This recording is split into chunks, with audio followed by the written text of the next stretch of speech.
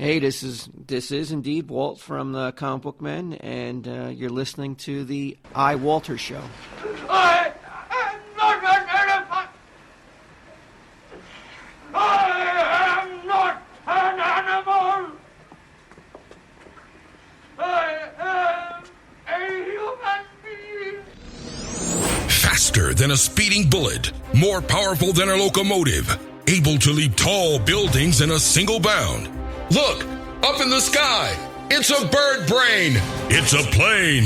It's iWalter. iWalter. Yes, it's iWalter. Strange visitor from another planet who came to Earth with powers and abilities far beyond those of mortal men. iWalter, who can change the course of mighty rivers, bend ears with his annoying voice, and who disguised as Walter Interranti, mild-mannered janitor for a great metropolitan newspaper, fights a never-ending battle for truth, nonsense, and the American way.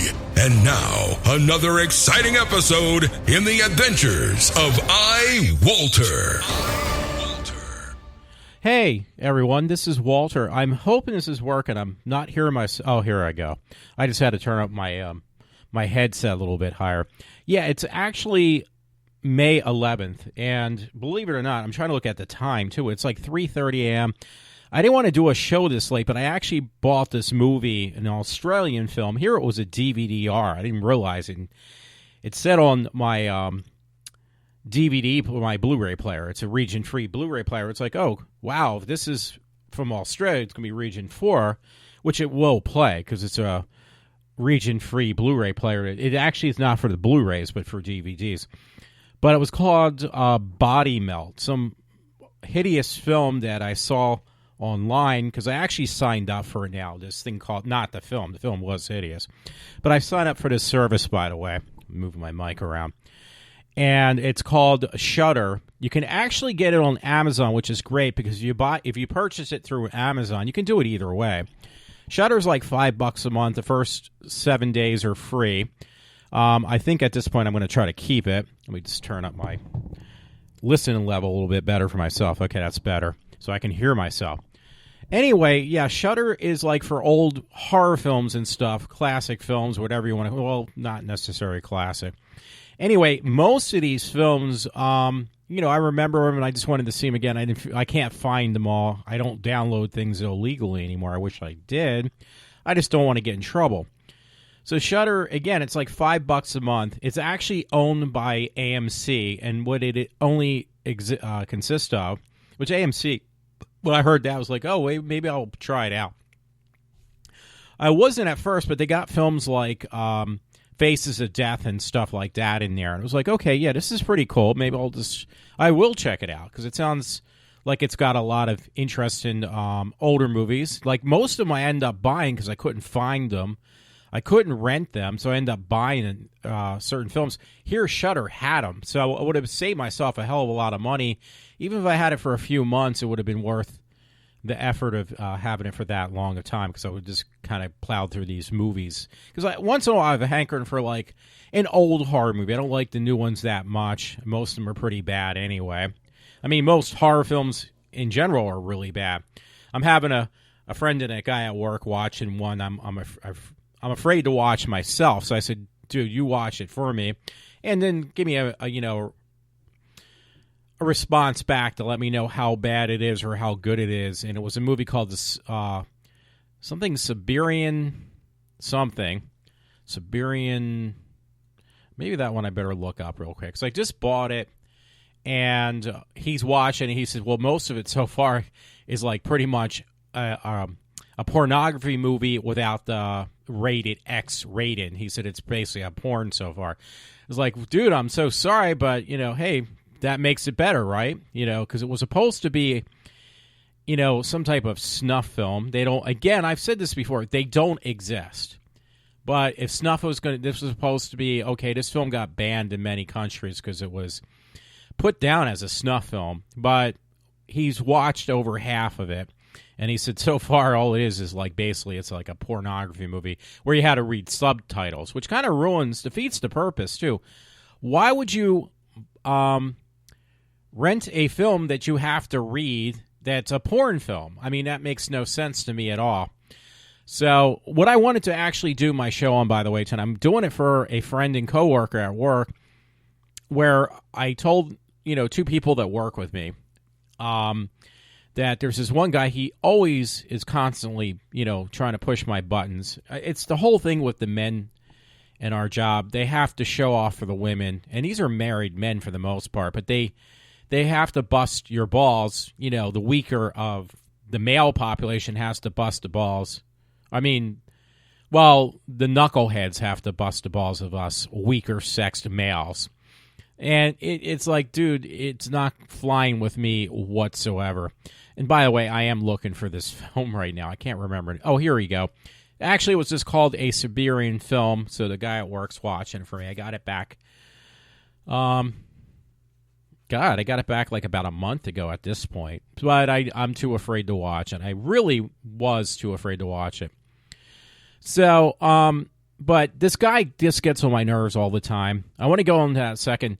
So let me get a couple other things out of the way. But I'm going to dedicate this show to the friend at work, so sure, have it understand. She can explain it to the other person who works with us, what's going on. It's like, I started saying something. I said, hey, listen, this one guy really pissed me off, and I just kind of let him have it. And they said, well, what exactly did you tell him? Did you tell him to fuck off or tell him to mind his own business? I said, no, I did something. I'd rather not talk about it just because what it is. Now, when I'm behind the mic, for some reason, I do have a different persona than I do in real life. I've said this before. People probably don't believe me, but it's true. This is like, when I'm in real life, I'm like Clark Kent. When I'm behind the mic, I'm like Superman. Like, I'm nothing. I'm invincible. I can say whatever I want to say, and I will say it. So this is what this is. This is my my way of being able to speak out more comfortably, so to speak.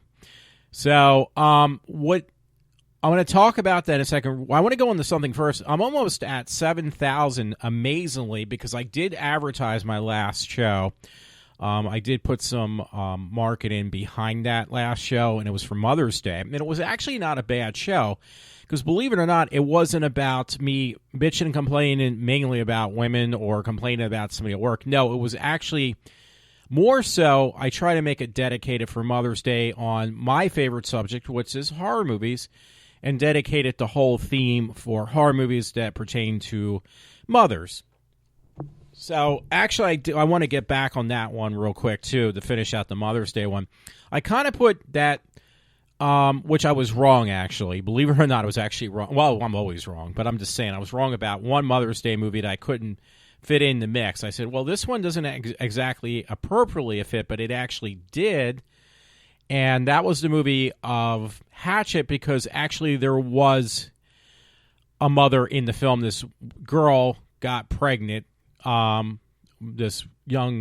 was actually like a maid. The character was a maid.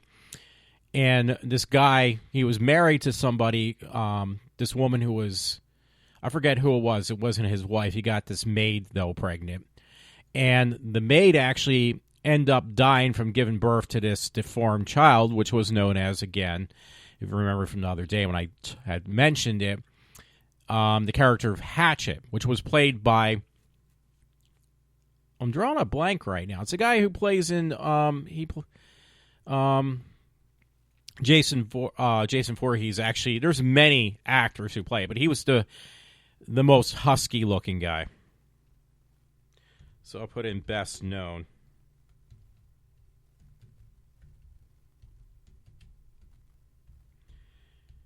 Which is kind of funny, by the way. I'm going to go down after, what is it? It's technically Wednesday, so tomorrow I can say this now, that I'm going to go down for at least 3 or 4 days. I'm going down to Blairstown. I've been there twice now. This will be the third time, but I'm going to spend a couple days outside of town and visit it every day just to get away. Now, it's going to rain on Friday, which is Friday the 13th. Now, they're saying this is like the 37th anniversary. They're making a big deal out of it. It's like, why are you making a big deal out of the 37th anniversary? Generally, you go with, I'm trying to go through, Kane Hodder. I just remembered it, by the way. Kane Hodder, to me, was the most memorable Jason. He actually was in Jason X also. I mentioned him for a reason. Oh, yeah, he played Hatchet. Adam Green asked him to play the part of Hatchet, so he became kind of he had befriended Kane Hodder. Adam Green did. So anyway, yeah, but there was a mother involved in that film, and the offspring. Even though he was doing the gruesome murders, it actually did pertain as it could fit into the Mother's Day mix. Now, I don't know if I mentioned this. I'm going to mention it again. If I did, I apologize. But yeah, I'm actually up to 6,989 plays. Now, that's over a year's span of time. For me, that's actually very impressive. For most people, you get that in one day, one sitting.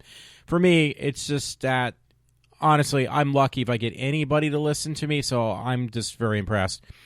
Now, even though the percentages are extremely small, the part that I really do like the best, and I do want to go and focus because it's already going to go on 4 o'clock before I even get into what I want to do the show on.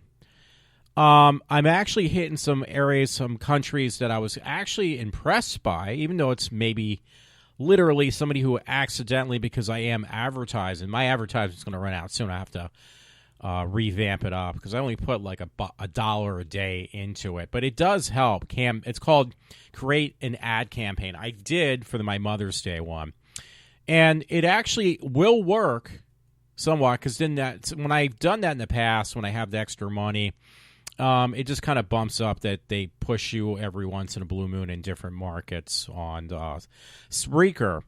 So even if I don't make anything new, I don't have to worry about it because I'm going to still get listeners from other countries.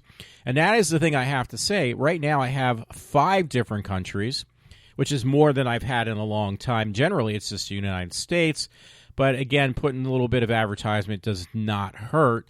So obviously, majority of it says 97% U.S., United States. But then I have, it's not bad. It's over 1% for France. Now, get this. I've had this pretty stably, but I think it's just an accident once again, where it says, because the percentages are cut out of how many listeners you have, and then that percentage gets divided from 100%. So I have actually, besides France, I have Vietnam, Canada, and Croatia. I don't know why Croatia. Not complaining. Vietnam was kind of a surprise, too. Again, somebody stumbled upon it that didn't realize what they were getting themselves into. So, but it's still impressive. I'll take what I can get. I'm not, hey, beggars can't be choosers, and I'm definitely one not to be choosy because, again, I'm just impressed that anybody's listening to me at all. My friend Val at work, that doesn't hurt. She actually said, I was listening one day when you said you had one listener. So I appreciate my one friend at work for listening. Anyway, areas that people are listening into are different places, mainly Pennsylvania, I'll let you know right now. I did get somebody finally from Mountain View, California. It's been a long time. It was a 2% share, which is actually, for me, that's pretty impressive. Coatesville, PA, Woodbridge, New Jersey, Philadelphia, PA, Telford, PA. That's my strongest one. Telford's been in there for a long time. Allentown, PA, Montgomery, PA, Lansdowne, PA. Looks like Glen Olden, PA, Mountain View, California, and Essex Junction. What is VT? I can't remember. Honestly, I cannot remember at this point. So I just wanted to run through that real quick. Again, my main point was just to explain what happened tonight when I started the story, because I know my one friend that I work with very closely. I felt bad because I kind of let them strand it for the last 2 days, and I didn't do it, honestly. Let them know. I didn't do it purposely. I just been so busy with other stuff that's been pushed on me that I just, kind of left them blindsided and by themselves. But trust me, for the 2 people that helped me, they are definitely, their work is very much appreciated, and it definitely shows, especially with the amount of improvement that has happened with them being there. We hadn't had any problems since they've been there because we have to keep a certain level where I work of cleanliness, and it is definitely above and beyond where it's supposed to be. And I I can't say enough. I have to reiterate as much as possible that, without them, I would definitely be lost, to say the least. I wouldn't be able to survive without them. So, I may seem like I'm, not being appreciative of them being there, but it's like, no, actually, it's the complete opposite. I'm very appreciative of you being there because, one, you're keeping my sanity. But, for some reason lately, it's just been really, really bad where people have actually, one thing, they've gone out of their way, and I've said it before, but I've proved it in the past week or so since, I've been back for, I guess, almost a month now. I would say it has to be close to a month now. But I've proven it above and beyond reasonable. I'm trying to think of the right word. I basically have proven that, people are really screwing with me, and they're doing it, deliberately. So if it wasn't for the people I work with, I probably would have gotten a lot further than I did. I probably would have been out the door for another 6 months because they've really pushed me that far. I'm not even kidding. Throwing things, dispensing of things inappropriately or improperly is one thing. Just doing things like you're supposed to use proper... I don't know how to say because I don't want to give too much away, but you're supposed to put the proper... there's tags you got to put on things to let me know, okay, this is how this gets disposed of, and it excludes using a Sharpie to say, okay, just discard this. You can't do that. That's one, it's against the law. Two, you're not supposed to do shit like that, but they do that just because they know it's going to irritate me. So I mean that stuff just builds up underneath of me. I've had people from other areas to just really, really just ride me. And it's that way. It's called passive aggressiveness. And you're probably going to say, because I've said this in the past, what is passive aggressiveness? It's a terminology years ago. It's not actually a proper term because if you actually look up, there is, I think, such a word called passive aggressive.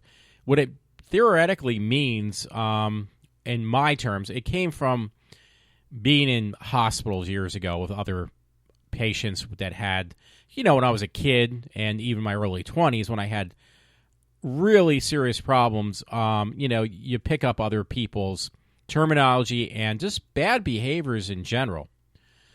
So, so that being said, I shouldn't do this. I'm already distracted myself. You actually start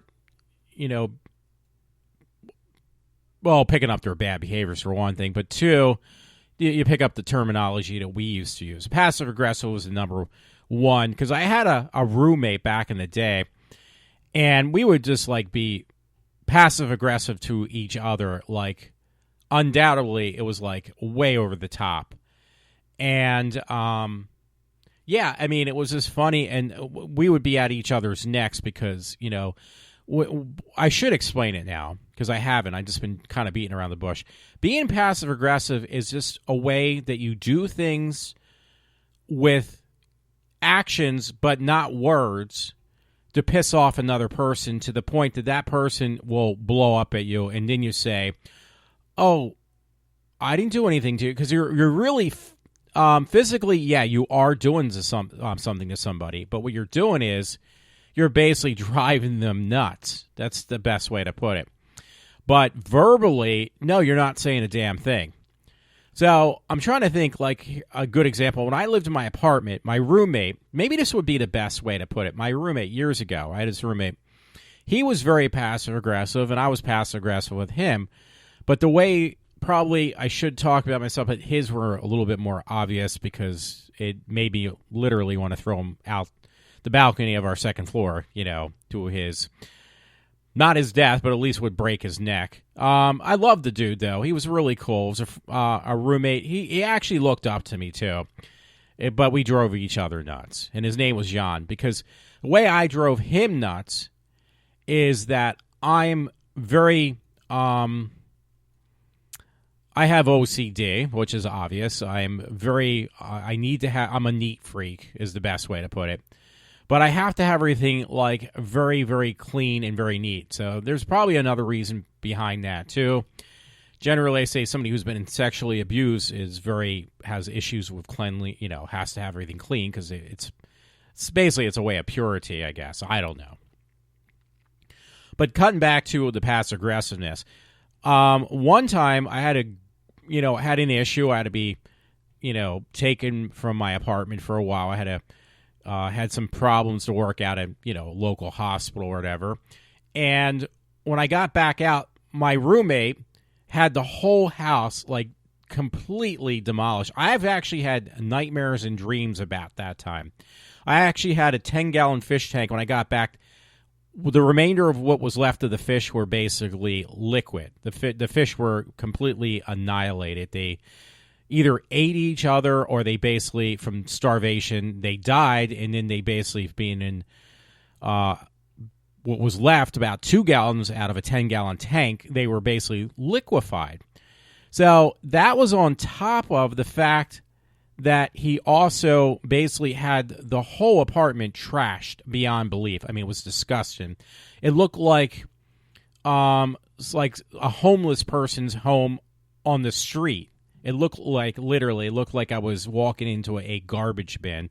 He actually destroyed every pot and pan that I owned. It was all basically destroyed. So my passive aggressiveness was when I couldn't afford to live in my apartment anymore. I basically, when I moved out, I had taken everything. I literally had taken because I owned everything. So I left him, like, if I wanted to be a good sport, because there was no way that I thought I was only going to be living home for a couple of years, which ended up being pretty much like 30 years, maybe even longer now, about 30 years though.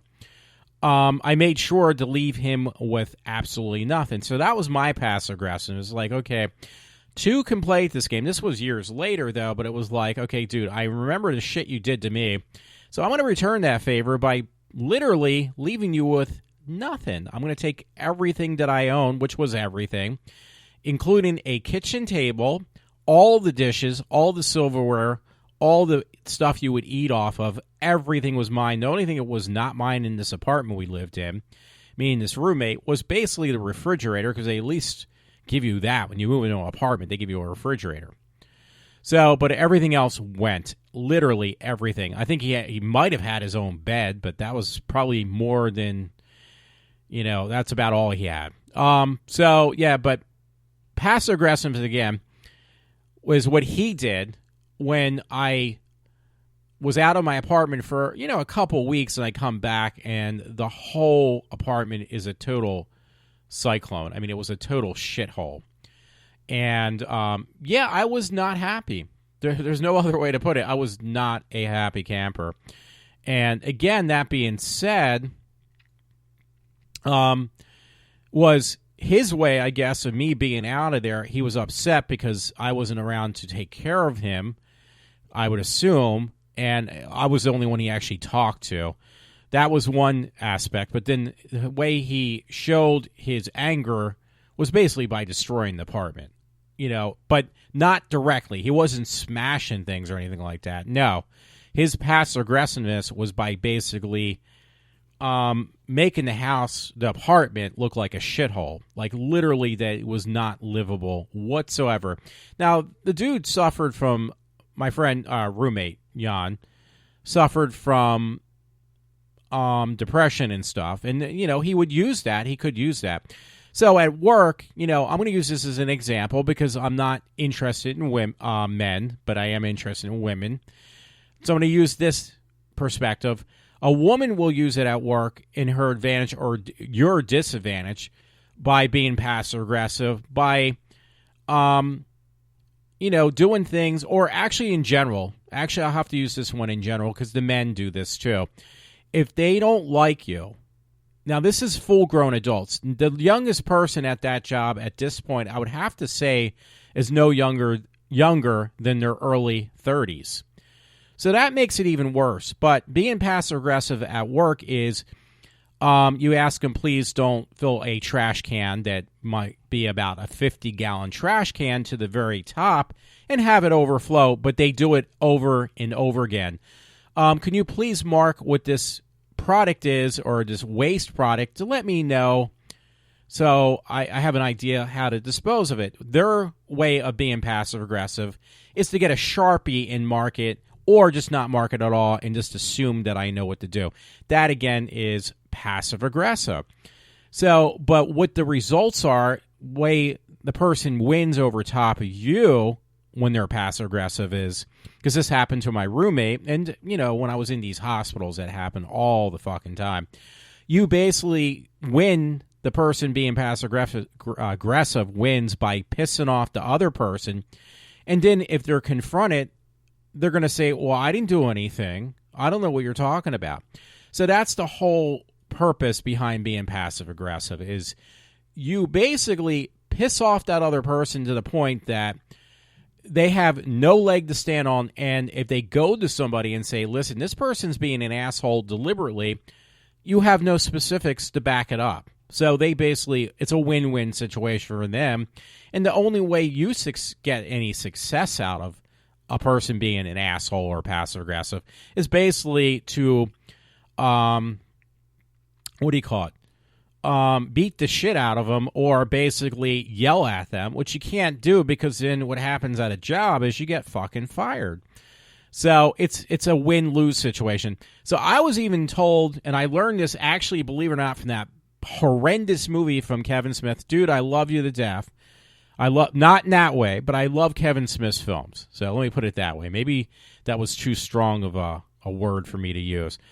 But the way you succeed at work, my dad kind of told me this, and I think it's stuck in my mind. And now that I'm thinking about it, it was like, wait, this is why this happened so successfully, is you wait until you get that person by themselves, and then when that happens, you basically let them have it where they can't go back and say, well, you hear what Walter said? That guy is like... But my dad even told me this, but encouraged me about this, and I didn't think about it, honestly, until now. But my dad encouraged me about this, and it's true. And I learned this from watching that movie of Cop Out, Kevin Smith's Cop Out.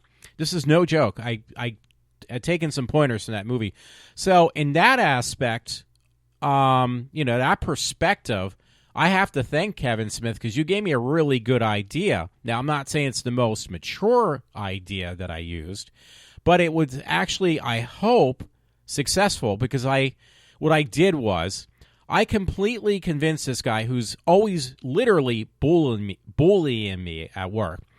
Now, it doesn't matter, because there's a lot of people with the same name, so I don't give a fuck, because this guy has been harassing me for such a long time.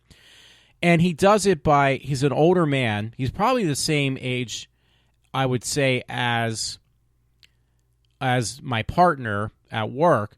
But my partner at work does not look her age. She looks, I'm not even kidding. I'm not saying that for brownie points. I really am not. But she looks about 20 years younger than she actually says she is. That's why I always kind of have to double look when she says, well, I'm so-and-so age. It's like, well, you don't look that old. You look like you're younger than me, actually. So part of it, I guess, maybe she doesn't let things bother her as much as it bothers me. But that's just I'm like, what do you call that kind of personality? I'm the person who is really high, hypertensive and stuff. And part of that just comes from my upcoming, just the way I always have to be on the watch with my parents and other people, because I always am put under the microscope by everyone. So this guy, by the way, his name's Sam. So my friend at work, she asked who it is, his name's Sam. And I think I told the other one too, other friend, I said, listen, his name's Sam, the two people I talked to today. But he's been doing this for the longest time. He plays games with me. He plays basically the mind games. And I told him tonight, and it's the truth, like her tell me, because he says, oh, you're so hyper, you need to slow down. It's like, dude, this is just my personality. You have to accept the way I am. And I don't just get it from him. I get it from some other people, too, at work, like one other person, believe it or not, who gives me a really hard time that I'm too hyper and stuff. It's like, I'm not going to change, and put me on Ritalin or something is not going to change me either. Trust me, it's either going to make me, heavy medication is going to either make me extremely droned out or just, super hyper. So you're not going to win that way. And all it's going to be doing is making your life better, but it's going to make my life a living hell. So when it comes to me or another person, guess who's going to be a number one in that book? Well, just in case you don't know, it's going to be me. So I'm tired of doing things to please other people, because guess where it gets me? Absolutely nowhere. So why waste my time just because somebody else finds me offensive that I got to change? And that's the stuff I talked about or listened to on these things when I mentioned about, the one guy who is gay and Milo Yiannopoulos. Is it Milo Yiannopoulos? Or I'm getting it wrong. Yiannopoulos? I think it's Milo. It is Milo. I think it's Yiannopoulos. He's British accent. He is from Britain. Yeah, Milo Yiannopoulos. He said the same thing. It's like nowadays, boys can't be boys and men can't be men because somebody is going to find it offensive. Well, guess what? You can find it until you're blue in the face that what I do as being offensive, but I gotten to the point now. I'm pushing 50. I've said this before. So those days of I'm burdening you, so I need to be on heavy medications just to make your life better is over. So I'm a number one in my book. So, if you don't like the way I am, that's on you. That's not on me. So for those people, they can go fuck themselves, because I'm not going to go change for somebody else, because it hasn't got me anywhere yet. And, I just do enough to get by, but I'm not going to be a total buffoon or drugged up just because it makes somebody else's life better, because you haven't done anything for me yet. So this guy, his name again, because I do more comfortable, especially I said if there's somebody I don't like, I'm going to mention him by name. If I really don't like him, then I'm going to definitely go beyond that point. So this guy Sam, he's been doing it for years. Actually, I believe it or not, it's hard to believe. My one friend, I call him little friend Matt, because I have a big friend Matt, which is meaning he's taller, and a little friend Matt, who means he's smaller. There's a lot of Matts I know. Too many, actually. But my little friend Matt at work, he says, oh, I've been here for, I thought he said like 3 years now, or 4 years maybe. So we actually started at the same time, my friend Matt and I, little friend Matt from work. So, that being said, we started at the same time, the same job, the same day. Like, we came from different areas, but he's been with either in that building, this building that I work in for 4 years, or he's been with the company for 4 years. I'm not even quite sure. So, hypothetically, though, I think we were working in the same building. We started the same day. Practically, it will be going on the 4th year at least, but I think it's only been 3. I don't really know, but I'm going to say 3 to 4 years. That being said, most of the time, after I lost certain people that I work with, 2 of my coworkers that I started out with, it has become with this guy, Sam, of him. He's an older guy, and he just basically he tries to kiss up to the women like most of the men in our building do. They really do. They kiss up to the women.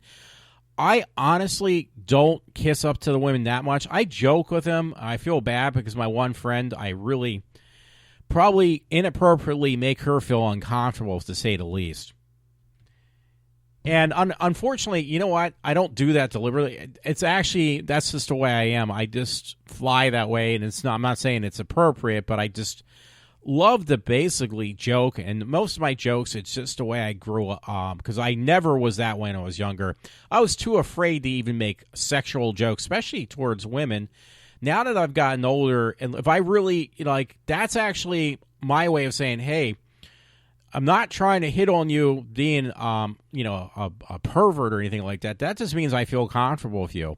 Because trust me, if I don't feel comfortable, especially with a woman, I'm almost like that character, the Indian guy, which actually went to Temple University. The actor, though, he did.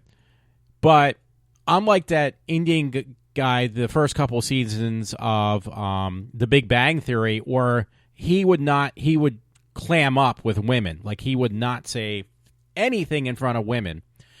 That is me. And but that's still me. He actually, that character, now he does talk to women because he's actually been able to get in a relationship with a woman, and doing that has loosened him up tremendously. The character on The Big Bang Theory, I forget his name because the only one I can remember is Sheldon. Believe it or not, the rest of them I don't know their name. And yeah, that's about it. So, but that's me. So when I actually joke with a woman or make jokes like that. That's my way of saying, hey, I feel comfortable enough with you that I'm making jokes like that. Because otherwise, yeah, I feel extremely uncomfortable in front of women. I clam up very, very quickly.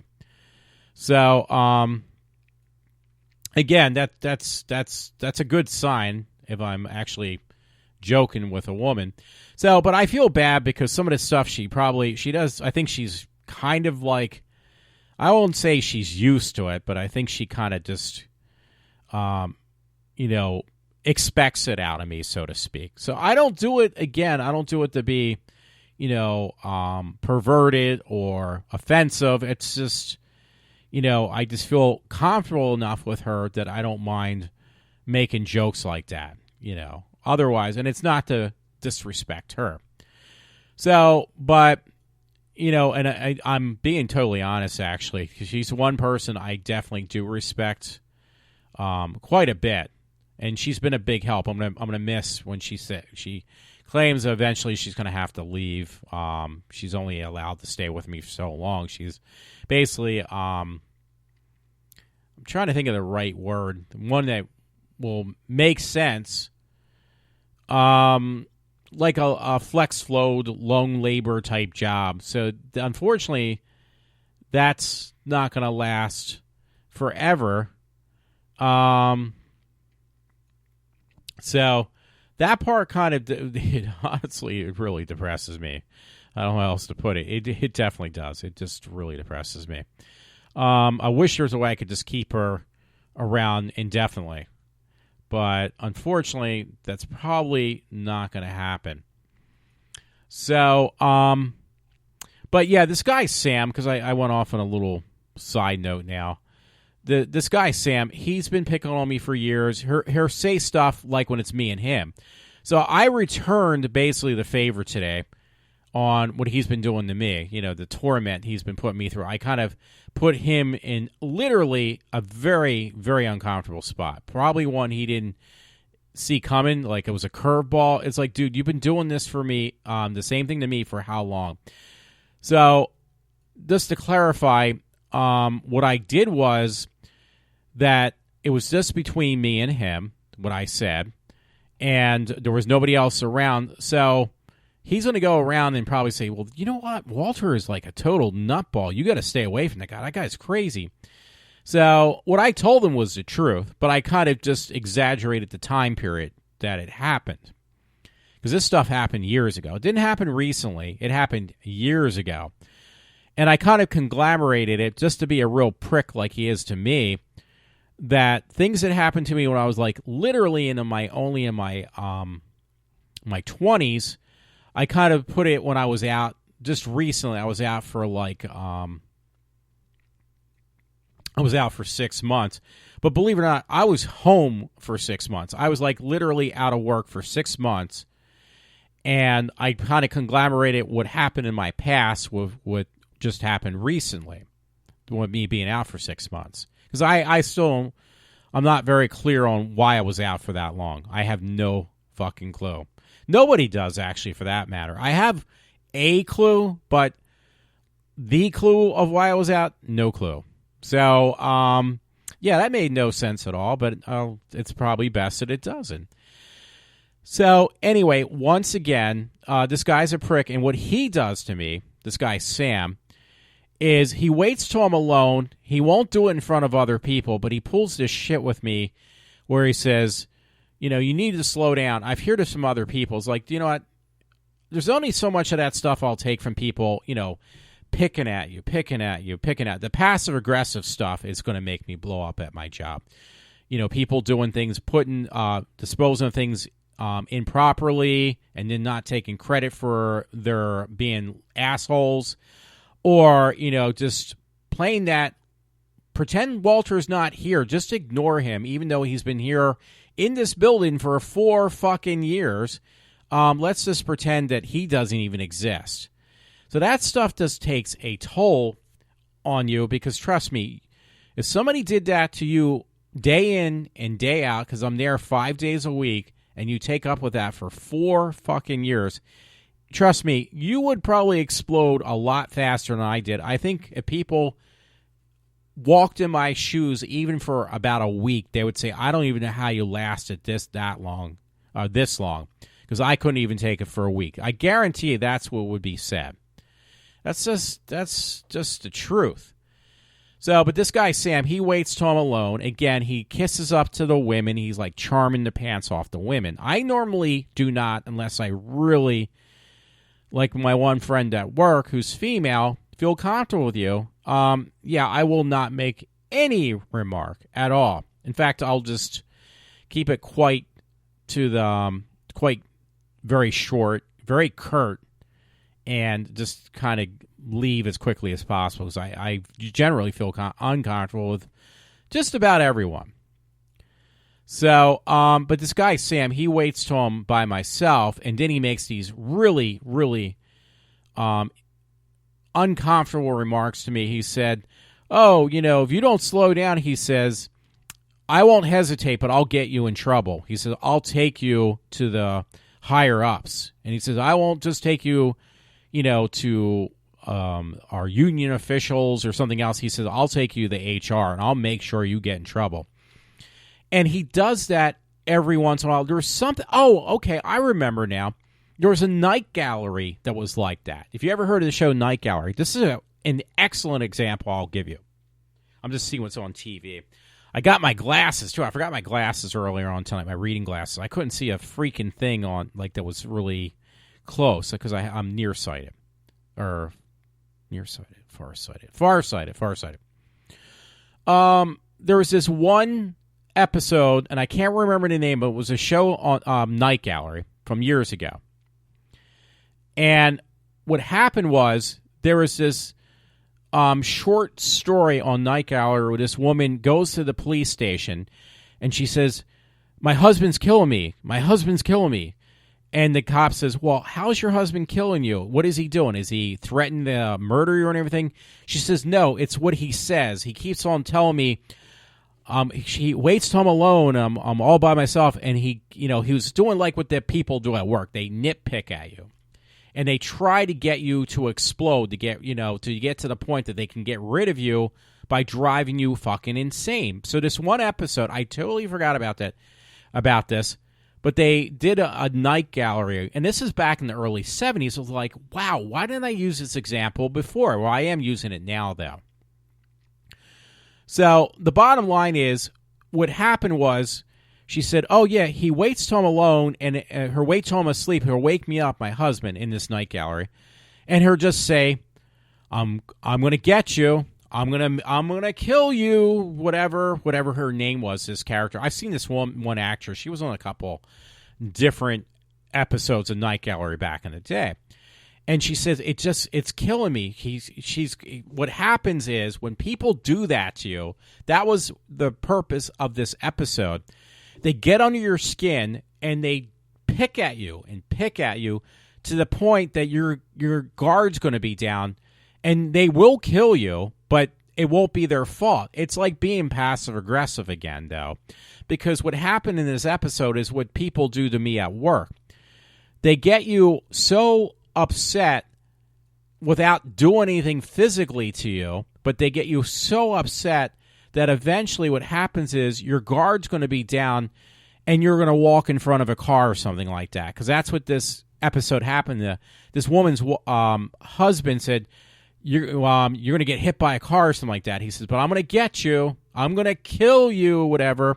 So that's what happened. The woman was so frantic by him constantly saying, I'm going to kill you, that she wasn't paying attention to what she was doing. So she walks out in front of a car in this particular short story of Night Gallery. So that's exactly what this guy Sam does to me. And there's no way, you can't arrest somebody for harassing you when you don't have any physical concrete evidence, and you don't have any where to go when you have a bunch of people doing the same thing to you, because they're just going to they're going to defend each other. That's the other problem. See, that's the problem with that kind of bullying, because there's like what's called mental abuse, which the scars go much deeper, and those take a lot longer to heal because they never really do. And that's exactly what I'm getting. I'm getting mental abuse. And so people ask me, well, what exactly are they doing to you? Well, you can't say what they're doing to you because it's mental abuse. And I've taken up with that in high school too, the mental abuse, where I had people doing exactly the same thing. And I had that in these hospitals where the mental abuse goes far, far deeper. The reason I'm pausing, by the way, I was just trying to get so I can see what's going on with my, I have to pull it back down. Let me move my mic over. Yeah, I need to see what I'm speaking. You know, I have to have a visual so I know how my levels are. So that's exactly what they're doing. But this guy, Sam, I still haven't answered my question, even after, let's see how long this has been going on. For 46 minutes or 47 minutes, probably 50 minutes technically, because I got that intro. So say almost an hour. I still haven't answered what this guy Sam has done to me. But the guy Sam, this is what this whole thing was, so I can clarify it with my friend at work. This guy Sam does stuff. He'll wait till I'm alone, and he does like what that was in this Night Gallery episode. I wish I could remember the name of it, though. Probably not that important. Her wait till I'm alone is, like I said, her say, I'm going to report you. If you ever knock me over, I'm just going to let you know now. I don't even go like near him. He seeks me out and he threatens me like this. He says, I'm going to take you right to HR and make sure you get in a lot of trouble. So he doesn't say it directly, but what he's trying to insinuate, I'm going to make sure you get fucking fired. And he does that to me every once in the fucking while. He just looks for me. So today we have to go in these areas at my job that are, to explain it to my friend from work, that are technically they're called sterilized areas. Now, sterilized areas mean you have to gown up. You can't leave that particular area because you can basically contaminate it. If you go with what is a sterile area into a non-sterile area, you're contaminating the air. Like there's this imaginary barrier, and it's like it's a bunch of bullshit because the building we work in a particular building, me, my friend, and the people I work with, my two coworkers, in this one area that is quote unquote, it's got areas that are made into sterile areas, but they're not. It's like a superficial way in saying, listen, this is a sterile area. Will you contaminate whatever's being done in that area? Not necessarily. Probably on a scale from 1 to 10, you're pushing about a 1.5, possibly a 2. So it's just them being like overcautious on what is considered a sterile area. So, what I did is I had these things that had to be pushed from the sterile area outside a doorway, an airlock, into a non-sterile area. So normally you're supposed to have 2 or 3, at least 2 people help you do this. One on the sterilized side and one on the non-sterilized side. So there's a doorway between both sides. So what I basically do is I'll take the stuff that has to go out of the sterile area into the non-sterile area. Now, my friend at work, the people at work would understand. Nobody else understands what I'm talking about. And again, you're supposed to have 2 people do this, not 1, but 2. But I work alone, and it's hard because I really need the friend and my 2 coworkers, I need them to be doing other stuff, which they have been. They've been keeping my head above water, and, believe it or not, other people's heads above water who don't appreciate what we've been doing. So, it's very, very, very, very, very superficial how people act. Now, they won't make a big deal unless it's me out of what I've been doing. I've had supervisors see me do what I do, and they just basically turn the other way, knowing that it's not a big deal. I'll just pretend I didn't see it, because if I do see it, I'll have to report it, technically. But they won't, because they know it's not that much importance. So basically what I do is I take these products, their own wheels, this merchandise, which is going to go out to a non-sterilized area, and I try to make a barrier where I push things into this airlock, close the doors, and then open the outside doors. There is no air chamber. There is no way. They don't check the pressure, because there is areas, believe it or not, they are pressurized areas where they will do what's called pressure test on to make sure that there's not a decrease in the airflow pressure from these barrier doors. So that would be like something, I didn't even know. I'm not going to fuck with that stuff. That's where you say, okay, I don't care if I can't get anybody. I don't care how much it gets overcrowded in a room. You're going to have to, get off your fucking ass and stop playing video games, and you're going to have to help me, because there's no way around it. Technically, I'm supposed to have somebody help me. It's a 2-person job, but I can't get anybody to help me. They turn the other cheek. They just basically walk the other way. And if you ask for help, trust me, they won't help you, because they're too busy doing something else. Now, no offense, but if I was a woman, they would, and it's been proven over and over again, they would, the men at work would basically fall in their fucking penises just to try to help. No matter who the woman is, they're going to go help them. It's just a fact. But they won't help me. They're rather give me a hard time before they would help me, which they have been doing quite successfully. So I have to say I really appreciate them being pricks. So, but I mean, now I'm not talking about my 2 coworkers, because again, they've been a big help. They've been keeping me, basically from going over the cliff. So it's not them, it's the other people that are being total pricks to me. And they don't want to hear it. They look for everything I do wrong, though. These people I'm talking about are the pricks. Now, if it's, and I've seen this before, but if it's certain females in our company, they literally look the other way, like they don't see what's going on. They literally just pretend they don't see what's going on. It's like that old joke with Star Wars with the Jedi mind trick. These aren't the droids you're looking for. Move along, move along. That's exactly what they do with these certain females.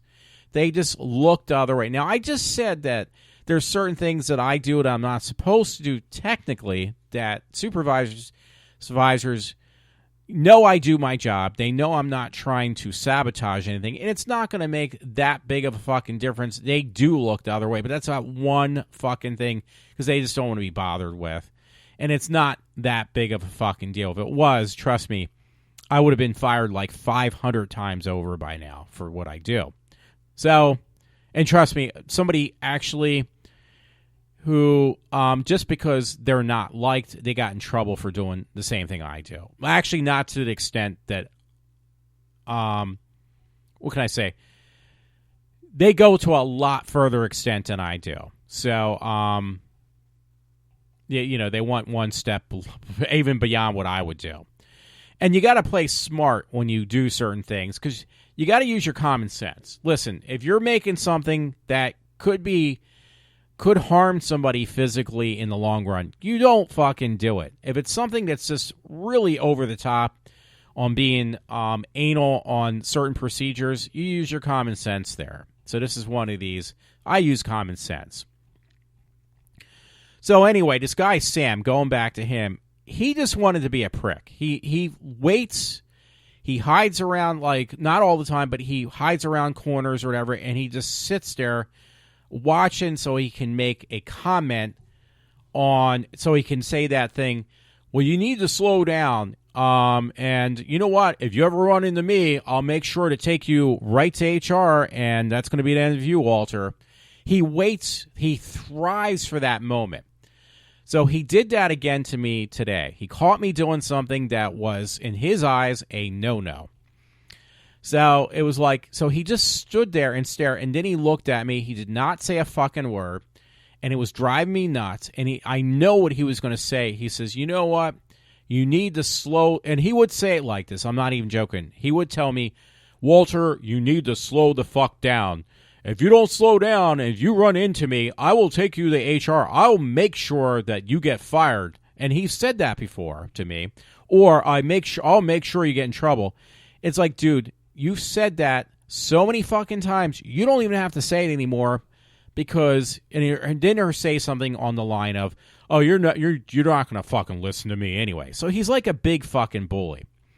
So today I just flipped out at the guy. Now this is the part that's taken almost over. It will take over an hour to me to get this part. Sorry, I just like did a major hit the mic with my lips thing, so that's going to be that loud boost in there. So I just basically told this guy, I went through past situations where I was literally, I haven't been in a mental state hospital, I think for the last, it's been a couple years ago, but seriously, my worst times of being in mental state hospitals was probably when I was in my 20s, was the most severe times that I spent months out for a couple of weeks and then back in for another couple of months. So it was like literally my, 10th, 11th, and 12th grade was spent in mental state hospitals. And I was rarely in school. I was homeschooled for most part. So I incorporated that into me being out for 6 months of this guy, Sam, just so he would back the fuck off. Because I was told, and again, I did pick this up off a cop-out, where these two guys who were cops, one being Bruce Willis, the other dude, I forget his name, they tried watching these movies. It was like Serpico or something, where, because I saw the film, they were pretending like these guys were going through all these movies, these cop movies they saw, where the cop would be nuts. In this cop-out movie, they were pretending they were playing the part to try to get this guy to confess or talk up, and on one of those things where they try to play good cop, bad cop. Well, the one guy in the movie, A Cop-Out, was pretending to be this character in one of these films where the cop was totally like a nutball and, a total mental case. And I forget which movies they were supposed to be reflecting upon. But the whole purpose of it, though, was that, you play the nutball and then you get people to talk because they're so fucking afraid of you that they're going to tell you everything, even stuff they don't even know they knew. So again, in the cop-out, they did something like this to get this one guy to fess up some crime ring, like tell these guys, these two cops, when this crime ring was going to take place, this crime hit. So, our crime pickup. So I was like, you know what? In the back of my mind from watching that bad fucking film, I decided, you know what? I want to see if this fucking works. And I do have living experience of being in mental state hospitals when I was younger. So I did actually play that up. And I played, because my dad told me this too. And it was like in the back of my mind, I finally put it into play. So this is what I wanted to tell my friend at work. My girlfriend. I'm joking. She's a friend of mine. She's a dear friend of mine at work. She's been, big help too. But my friend at work, what I want to explain to her so she can explain it in her words so it won't sound so crazy, which it is, because I scared somebody at work the other day too, of me I think I said this before, entertaining myself. So I was growling like in front of a mirror, just jokingly to myself. And this guy walked in, a friend of mine, a coworker. He was so fucking scared, though, that he literally turned around and he walked out again. And then I caught him open the door, though. He was trying to walk out. And it was like, oh, that was you. It was like, Walter. It was like, yeah. So that was you making all those noises. I was like, yeah, it was. So, yeah, I do things just to entertain myself. I said this before. But this guy, I was deliberately, I was like, dude, you're not going to pull this fucking stunt of threaten to fire me, get me fired because, that whole thing. So I reversed the tables on him. And I was going to do it before. Like, he really pushed my buttons so fucking far that I was going to get to the point and, like, say, that give him the mental patient spiel that he would like fuck the back off of me, lay the fuck off of me. So, so I finally did give that spiel because he really, really pissed me off today by, the evil eye look. I know what you're doing, and hey, if you keep this up, Walter, I'll make sure that you will get in a lot of fucking trouble. I'll make sure you get fired. I don't give a fuck. I was like, okay. He's playing that game again. He was starting to do that fucking game. So what I told him, I would not tell the friend at work until I know she'll listen to this, I hope. So she'll have an understanding. So it got to the point, though, that I told this guy, I said, listen, last past 6 months, because the people harassing me, which is true, they have been harassing me. I said, I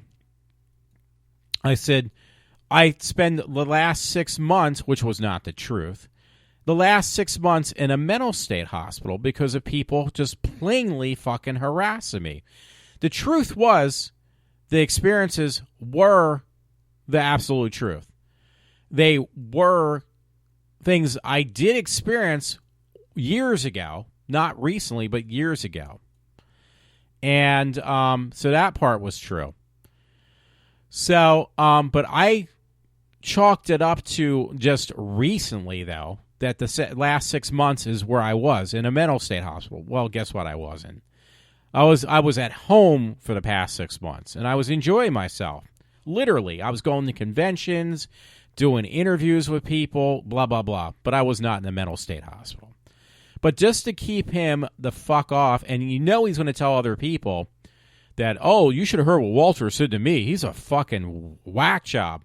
Well, good, because you're stay away from me, and you, by making comments like that, if he does, is only going to get himself fired, because going around, that would be considered slander. And if it's true, that's harassment. So the guy has got this in his mind now, what I told him about myself. He goes tells other people, you should have heard what Walter said. He told me he was in a mental state hospital. Now, that was true years ago. So, so it's a double-edged sword on him. I returned the favor. And even if he doesn't say anything, that's going to be boiling around in Sam's head that Walter said this to me, and it really fucked with my head. So you're going to have some people who are going to support him and say, yeah, Walter shouldn't have told you this stuff. That wasn't very nice of him. Well, that's the fucking guy who's harassing me on a daily fucking basis. He deserves to have that boiling in his head now. But I went one step further. I said, yeah, I was in the mental state hospital from this place of people harassing me for the last 6 months. I've been in the mental state hospital, which was not fucking true. But I just really wanted to throw the same games, the head games he plays with me, back in his fucking face. Now, I know Sam won't listen to me because most people don't. My one friend at work is the only one who's ever listened to me. I think a couple other people have, too. It's like, you know what? Touche. I finally got you back, you fucking asshole. So, good for Walter. And it is true. And I actually did get, this is no joke, I still have it actually in my drawer. But I did get a military discharge because before I even got in the military, I was like, what the fuck did I just do? Because I signed up to get in the military. I told them, I have a history of mental illness. And they said, well, if you can present this paperwork, we will get you out because technically we can't take you. If you have a mental illness, we're not allowed to take you. So I was like, okay, I'll present the papers because I know I did something that I definitely regret because I got kind of fooled into signing up. It was down the Willow Grove Naval Base with this, hot-looking recruiter woman that had not only, I've said this before, not only me fooled, but she had a bunch of other guys. Because I remember there was a Subways on the base down in Willow Grove Naval Base. There was a Subways. So this way you can tell. You can ask anybody in there, tell, oh, yeah, there was a Subways down there. I think they closed that base down now. But there was these two guys in the Subways on the base, and quote, unquote, I still remember this. I've said this a million times. It's the absolute fucking truth, folks. These two guys were sitting in the Subways on the base, and they said, I can't believe I just signed up for 8 years by the same fucking recruiter. She looked like Terry Hatcher, like a hot Terry Hatcher. Girl who played on Smallville. So, I was so busy looking at her that she could have told me, well, we need to take your liver in order to take you. I would have said, where's the knife? I'll take it out right now. Because I was so, in a love Jones with this fucking woman that was a recruiter. They put her there for that reason, by the way. Because they knew she would get more fucking people to sign up just because she was a hot-looking fucking woman. But these two guys said, both of them said, I can't believe, I didn't realize before it was over, these guys were saying, I signed up for 8 years of inactive duty. What do you call it? The reserves. And they didn't know they did it because they were like me. They were so so in love with looking at this woman. So I kind of realized afterwards, what the fuck did I just do? I'm just looking at this woman. I mean, it was basically, it was everything without the pole, like going to a strip joint without the pole. And I basically, that was the only time that a woman actually really pulled the wool over my eyes. And after I realized that, though, it's okay, what she just did, not only did she fuck me over, she fucked a bunch of guys over without even fucking them by just putting her in the fucking office. She had, because they got, what do you call it, a commission on every person the recruiter signed up. She had the most people, I think I heard. This one woman, the one who looked like Terry Hatcher. There was another recruiter in office, but she wasn't attractive at all. That's why they put the real attractive girl in there, because they weren't getting enough people. So they put this hot-looking girl as a recruiter in the office. She had more people sign up, and it pissed the other woman off, I think, if I remember correctly, because, again, this other lady couldn't get fucking anybody. It's well, you put somebody who's extremely hot, no offense, it's going to fucking work. I mean, men are just that way. I'm a man, so I know. I know it's hard to believe. Can you believe it? I'm a man. I'm a man, baby. So, anyway, boy, I really went off on a thing. But anyway, I was in the, I signed up, and technically I was supposed to show up for the boot training, which was on the Willow Grove Naval Base. You did some of it on the base. I never really bothered to. I'm surprised I didn't get in trouble for that, because you're supposed to go and do some of your military training again on base, and I did not. I never want to, more than one of them. I sat out. I was like, fuck this shit. I mean, I'm surprised I didn't get arrested for that, because you could. Because technically, when you sign up, your responsibility is to show up. They told me you just got to show up, go for the couple weeks. You won't have to go away, because I found that after the fact that I wasn't listening either. I'll let you know. That you have to actually do. I asked the girl actually up front. I said, do you have to do any boot training? Do you have to go to boot camp? She says, oh, yeah, you do a little bit, but it's not really boot camp. It's like basically get away for a summer camp thing. I said, are you sure? She said, oh, yeah, it's nothing. But she did that to every fucking guy. And she got more guys to sign up that way. So, I found out, like, no, this is real boot camp. I found out from another recruiter. They said, what? She told you, and I think she got herself in a little bit of trouble from lying. She did lie, too, by the way. But, yeah, she would tell people, oh, yeah, there is no boot camp. You just go away. It's not really boot camp. They just say it is, but it's not. But it is. It really, truly was. So I was like, wait a minute. They didn't tell me anything about having to go away for like 6 weeks or whatever to boot training. Yeah, I didn't sign up for this. Oh, yeah, you did. You signed the papers. That means you did.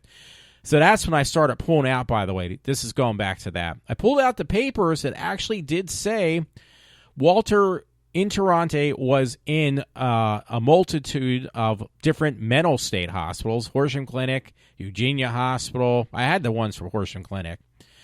Norristown State Hospital, you name it, I was there. So I was like a patron of all the mental state hospitals in Pennsylvania that were still open, because 2 of them were actually closed.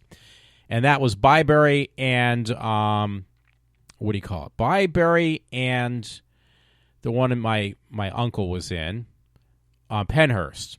They were the only 2 that were closed. The rest of them were still in existence. So, yeah, so I handed that paper in. It took like a couple weeks. I think it might have even taken a month or so. But then they got back to me, and I have the paperwork that said, okay, you got a military discharge. Now, it wasn't honorable discharge. It wasn't a dishonorable discharge. It was a military discharge with nothing else said. It was just a discharge. Now, this is pretty weird, by the way. I just noticed this right now. Rob Zombie is got a publicity photo with that band of young chicks. These Asian chicks are really hot, kind of cute. I shouldn't say hot because that's pretty disgusting. Called Baby Metal.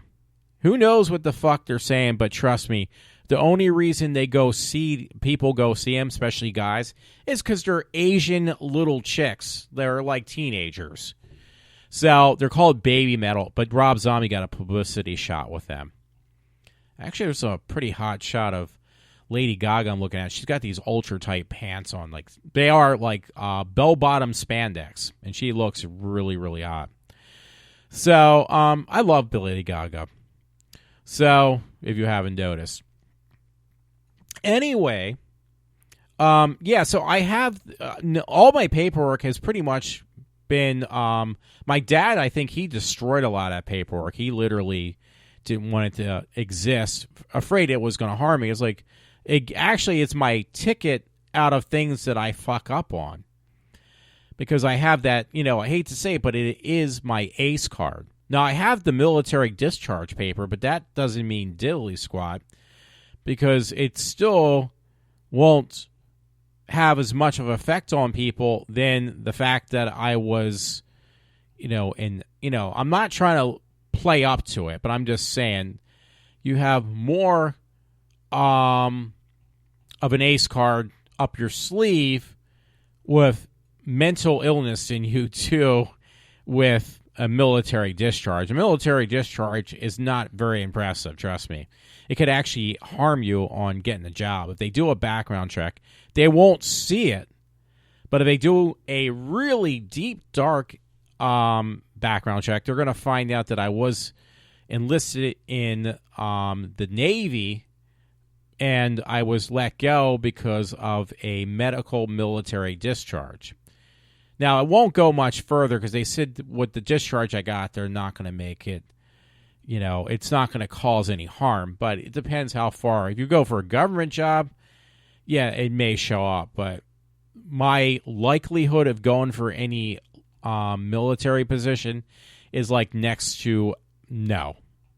So, the bottom line. So, just to give people a heads up.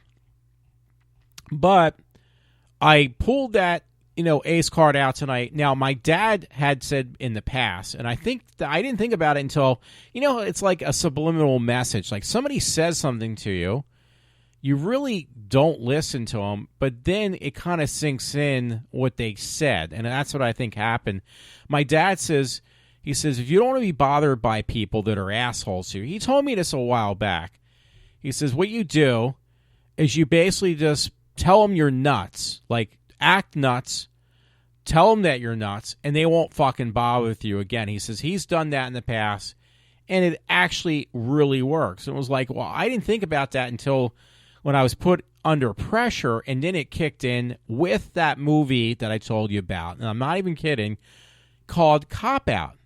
I'm having too many problems with Facebook, so I had to shut it down. So, yeah, that's exactly what I did. I pulled that ace card out. I made sure – I didn't even know that. That was serendipity on my part. In case you don't know what that means, serendipity means a happy accident. Well, that guy was just me, and this guy watched me do something that he wanted to get me in trouble for, pushing this stuff out. And I literally did not leave the sterilized area. I literally try to keep within the sterile area. I just pushed this stuff out the best I could by myself. And it's like, dude, if you see me standing there, why didn't you even offer the help? Hey, Walter, why don't you go another and I'll help you? No, he wanted to get me in fucking trouble. So I pull out the ace card. I tell him, dude, I'm a mental patient. So go right fucking ahead, but you're, say hello to my little friend. I pulled that stunt. And right away, he was trying to come up with something. He said, "Oh, I've had similar situations." So I pulled out, and this is the absolute truth. I'm not making this one up. This was also, I was a teenager at the time. I mean, it scared the fuck out of me. I had this guy, I think his name was Alva. I'm not even kidding, because I actually first met this real whack job in Norristown State Hospital, and it was even in the state hospital. There's a part that if you get 302'd, if you're an endangerment to yourself or somebody else, because for my whole life, I've been suicidal. It's just something you learn to live with. So they put you in a conglomeration of a holding place in Norristown State Hospital. It used to be, no joke, it used to be called Building 16. And what they do is, if you're in trouble, mentally in trouble with yourself or somebody else, that they're afraid you're going to hurt somebody else or yourself, they used to put you what used to be called Building 16. They now call it something different. It's an emergency ward on Norristown State Hospital's on their thing. Oh, wow, there was a $4 discount on Deadpool now. I got the limited edition one they had at Target. Not important. So, yeah, but there was a guy in there. Back then, it was Building 16, and it scared the fuck out of me being in Building 16 in Norristown State Hospital, because I asked one time, because there was a guy actually who was a high school, he was in high school the same time I was. He actually worked at Norristown State Hospital after he got out. So he was really cool to me. He was, like, back in high school, was a really good-looking guy. I don't know what happened because I felt so bad. The guy, like, literally had road mileage over the years. Like, he had what's called a pompadour hair. Like, his hair had a pompadour look to it. Like, big, foofy hair. He was a really good-looking guy. Lost his teeth, got fat, and got really old looking. And it's like, dude, you're not that much older than me. You might be the same age as me. I mean, I've had problems of, not looking the way I did when I was 20 or even 17. But this guy just really went through some massive problems. Anyway, I think I asked this guy, because I can't remember his name yet. He's a real nice guy. I see him once in a while, and he looks horrible, though. Poor guy. But he was a big help when I was in Norristown in the Building 16 back in the day. And it was like, he told me, I think, he says, yeah, we have in Building 16, they have in the new building they had taken over, they literally, this is no joke, folks, they have a cage for the staff. And what the cage is for, if there was ever an outbreak where the patients would just basically flip out, they would be protected. So you wouldn't be protected. You would be in with, if somebody went AWOL and started killing people in Norristown State Hospital in this, emergency center, because you got people that are actually coming down that were strung up on drugs and stuff. So they might be, going through detoxing in Building 16 at the time. Again, I don't know what the new building number is. So your place, you're put in the same facility as a person who could literally be in there for that they are. I'm trying to think of the right word. They could be. They could flip out severely and like literally kill people. You're putting that same conglomeration with those fucking people. So that was really scary. So the only ones they were concerned about at that point, if that would happen, is they made sure they put a cage around the staff, where they could go and protect themselves until the things would be taken under control. So the bottom line is you would have been fucked. They would have been fine. There's no other way to put it. So the staff was number one. If you're in there, well, you're going to have to fend for yourself because there is no way they're going to protect you. They're only going to protect themselves. No ifs, ands, and buts. That's the absolute truth. So I got put one time in Building 16 because you either were put in a room with a bunch of guys or maybe one or two guys or just one other guy. It depends how overcrowded they get. And believe it or not, Norristown State Hospital to this date, where they hold you for, I should say, it's called a 302 is 72 hours that they can hold you. The government, the state can hold you for up to 72 hours. And it's non, what do you call it? It's you lose all your rights. You have no choice. If you get under a 302, you're held by state law for 72 hours under an evaluation. At the end of that 72 hours, they decide if you need to be hospitalized at a longer holding facility or not. Now, Norristown, that emergency center, they only were allowed to hold you no longer than 72 hours. That was back when I was a teenager. Now, when it happened a couple years ago, I had to go there, and they changed the buildings. That all changed. They could keep you there indefinitely if they have to. Now, when I was in there the one time a couple years ago, it was, I think, a couple grand that was not covered. I had to pay it out. So it's not cheap either. It's like $1,000 a day. Now, back in the day when I was in Horsham Clinic, this was back in the early 80s, I thought that was expensive because Horsham Clinic was $1,000 a day. So now, because of price inflation and everything else, Norristown, the holding facility, is $1,000. It's over $1,000 a day just to keep you there. So if you're there for 72 hours, think about that. That's $3,000 fucking dollars that is being you're gonna have to fork out if you don't have insurance.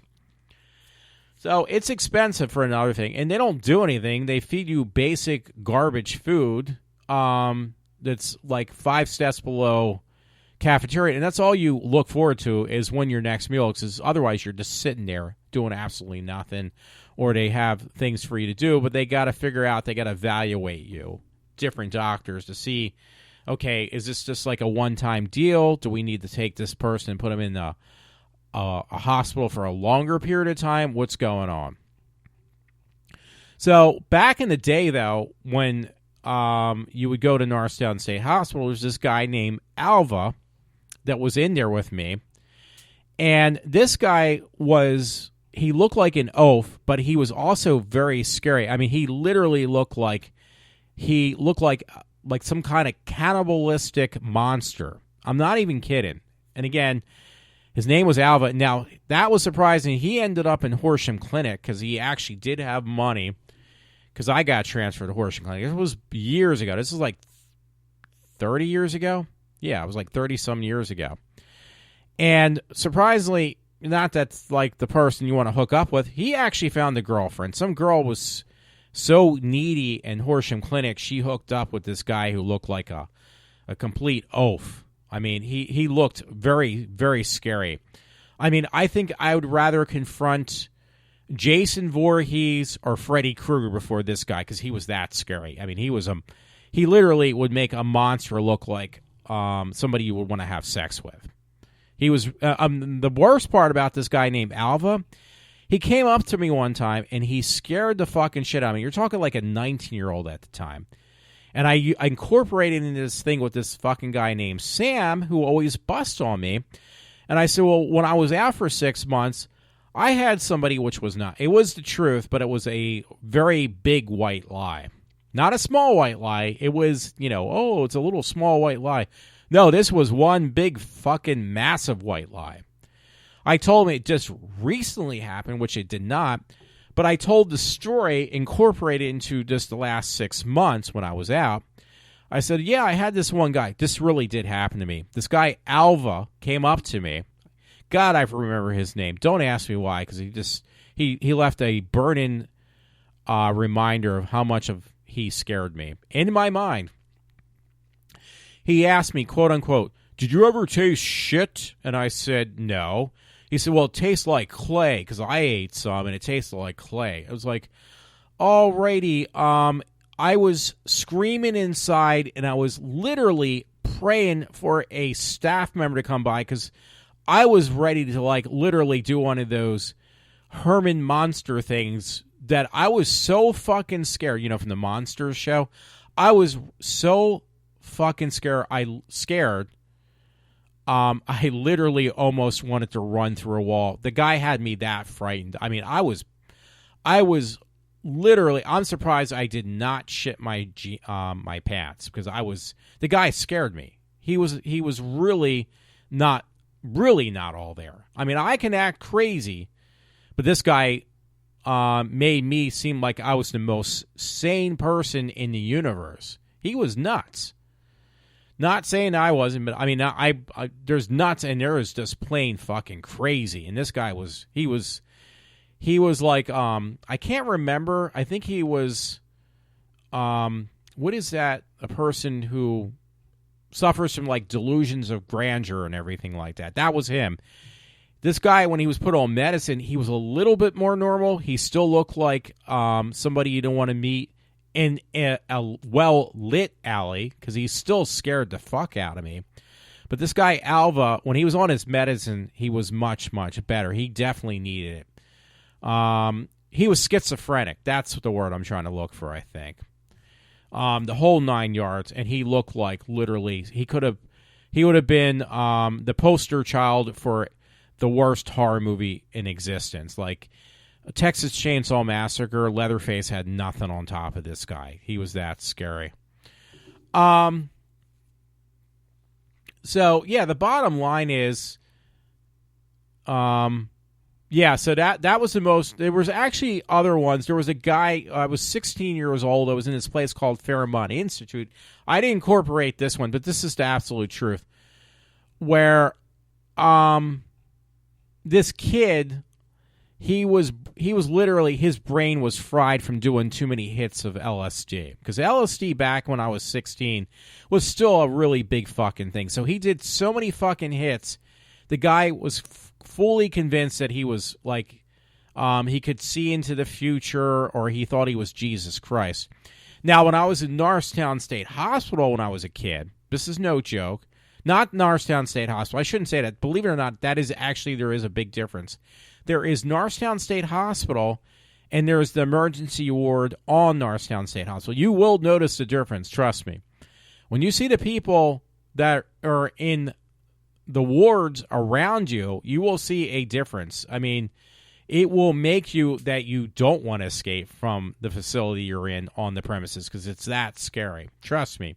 Now, I've gone on, you can go into the premises of Norristown State Hospital.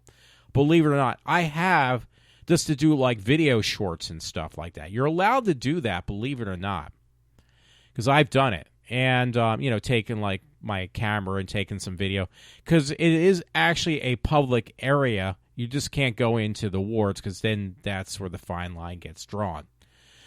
So anyway, I remember when I was a kid, again, this is no joke, but I had, I think I was in a room, a ward with 3 other guys who literally, because there was a book made about this, but I actually experienced it firsthand, that it was either 2 or 3 guys. I think it was 3 guys and me. Yeah, it was 4 bunks in this one room in Norristown State Hospital. The scary part was the 3 other guys literally all thought they were Jesus Christ. I'm not even kidding. They literally thought they were Jesus Christ. So I told this guy, dude, I've dealt with stuff like this. I've dealt with idiots like him. I've dealt with like some really massively big bullshit. Scary shit that you don't even want to see. Literally, you don't want to see. And I just incorporated what happened in my past, because it still haunts me, trust me, into the future. And that guy, he did not talk to me. I didn't even see him the rest of the night. I'm sure he went and cried to the one woman he was looking for, some woman I'm friends with. Not the one that I'm talking about as a friend, but some other woman that, she helps me out once in a while. And I'm sure he told her, that Walter, he's a total mental case. But you know what? I'm sure she would have told him in the process, you got to watch what you say, dude, because you go around telling everybody that Walter's a mental case, and the bosses overhear that stuff.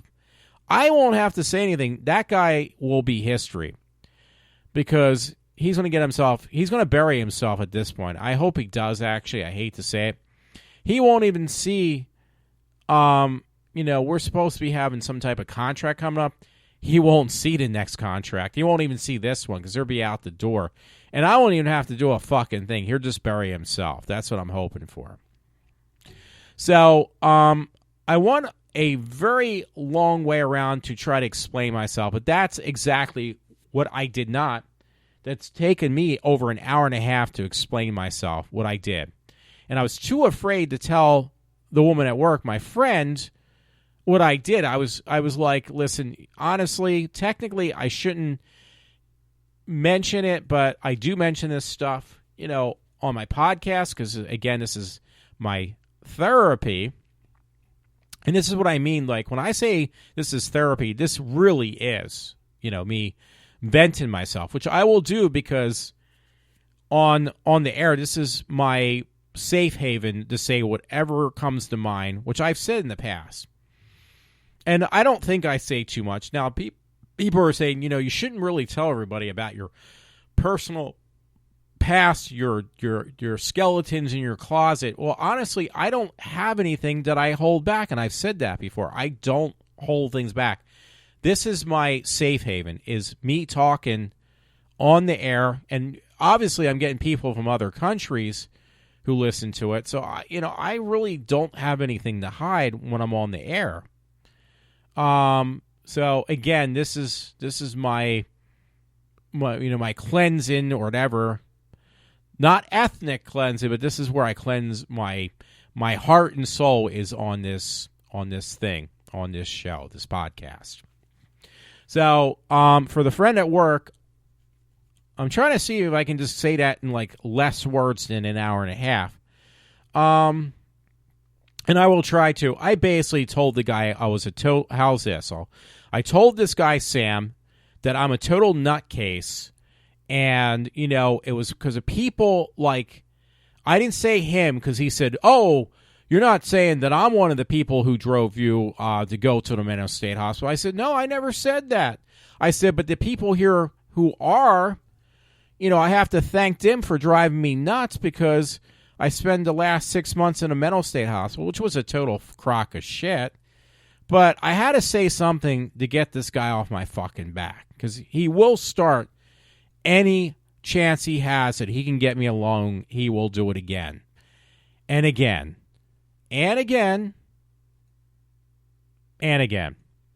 So I hope that this will last more than like a few milliseconds like it normally does, because I'll say shit like that and he'll start all over again and start fucking with me. So this time, I made it very clear, because there is a very clear thing, no matter where you work, that harassment is not tolerated.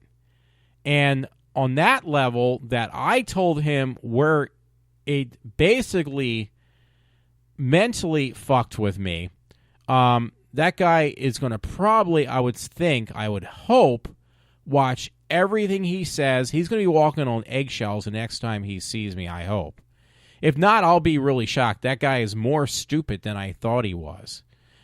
So hopefully he learned his lesson. I mean, I hope I kind of put that to rest. You know, when people push me far enough, I will expose things about myself that most people say you shouldn't really do that. Well, it's like, hey, the only way you get people literally to shut the fuck up is by doing that. I've learned that, and it's the truth. If you want somebody to leave you alone, you got to basically tell them things they don't want to hear. And once you put that, that seed in their head, they can't get it out. Like it's like a parasite in their mind that is not going to go away. So just letting you know. So Val, I'm going to try this one more time, my friend. I told this guy, Sam, at work, listen, hey, I'm a total mental case. So, and my dad actually did tell me that. I did learn that from, again, this movie called Cop Out from Kevin Smith, directed by Kevin Smith.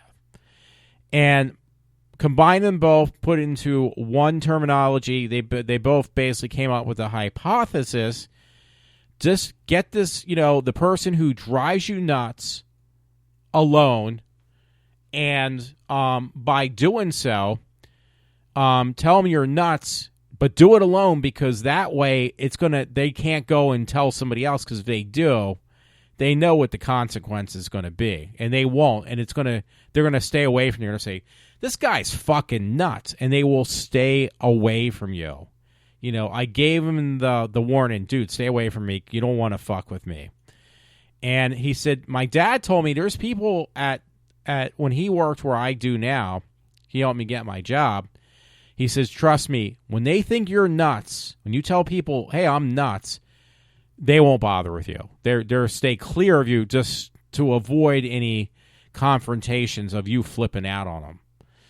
So I hope this works. I hope this is going to be the end of this guy driving me fucking nuts. So one more time, because I'm not doing a very good job with the friend at work. I told the guy I was nuts, and I don't know if he took me serious or not, but I'm just hoping that will be the end of it. Well, I spend time in a mental state hospital. I had this guy, which was true years ago. He scared the shit out of me, this guy, from when I was a teenager, though. Not recently, but I made him believe that it was just recently. Once again, that there was this guy I encountered named Alva who ate his own fucking human feces. No fucking joke, folks. It really did happen. So that's the end of the story. And if my friend listens in, I hope that clarifies what I was afraid to tell her, in front of somebody else. But it's the God's honest truth.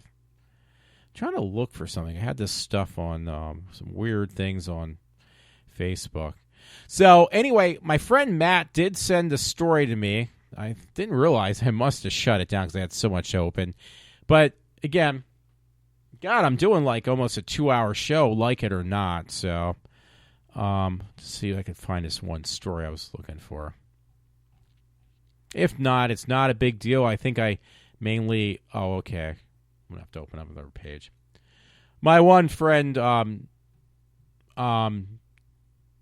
Derek, his mom put something up. He got a new toy. It was maybe it's an older video, but he got a new toy, and he was ecstatic about it, so I just wanted to see what he was saying. He really doesn't say words, though. That's the problem. It's hard to comprehend what he's thinking. So I'm going to go down. My friend, little friend Matt, sent some story which I thought was amazing. He actually private texted me. If I could find his name, it would be easier that way. And I said, dude, I'm going to use this. Okay, this will be the one story I'll read tonight because we're both on the same page, me and my friend, little friend Matt. My big friend Matt's also on the same page on politics. We're all, conservative mind thinking people. And this was from WashingtonTimes.com. My friend Matt sent it to me. California in the red for $127.2 billion, state auditors say. A financial report issued by the state auditors find that the state of California is in an unsubstantial $127.2 billion. The reports say that the state's negative status increased that year, which was probably this was in 2013, largely because about 1.7 billion more than it received in revenues, and wound up in accumulated deficit of just $23 billion in the fiscal year of 2011-2012. So basically what it is, it's been the same person in office for the last 8 years. It will be going on. The same chief of staff or whatever, our president, has been in office. And in California, they're mainly on the mind frame of libertarian. They're liberals. They believe in the Democratic Party, always have, and probably always will. So, and that is the worst state. The most liberal state is California.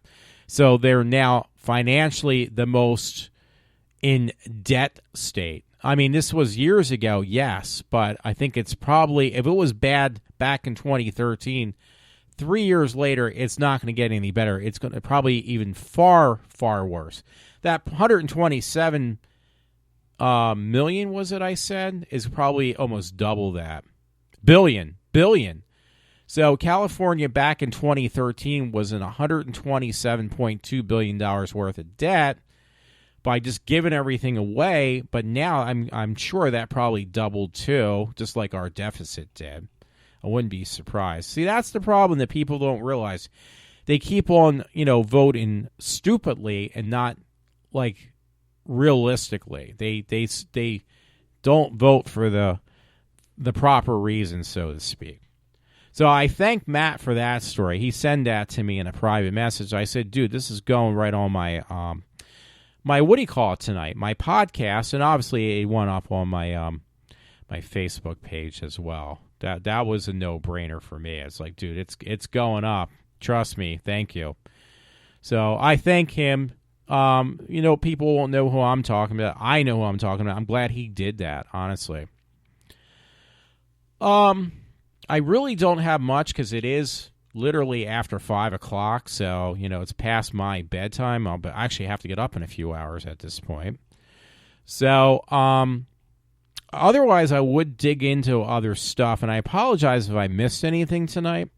But I did watch, I think I mentioned before, I watched this horrendous film that I purchased called, what was it called? Body something. I just bought the film, and I watched it tonight. A friend at work was, I had one other thing I did remember, and then I got to go. Let me check because I got to do my finishing touches on my show. Body something. Oh, wait, I am on Amazon, so let me see your account. I'm still tempted. If we get a generous bonus to get that other Star Wars laptop that's more powerful. Body Melt. Horrible film.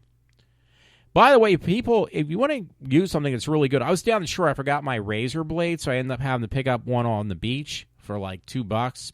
And I got this thing called a Bic Comfort 3 shaver, and that thing lasts longer. Like, I just spent $50 the other week on razor blades, to replace the heads on my razor blade. One of those Gillette.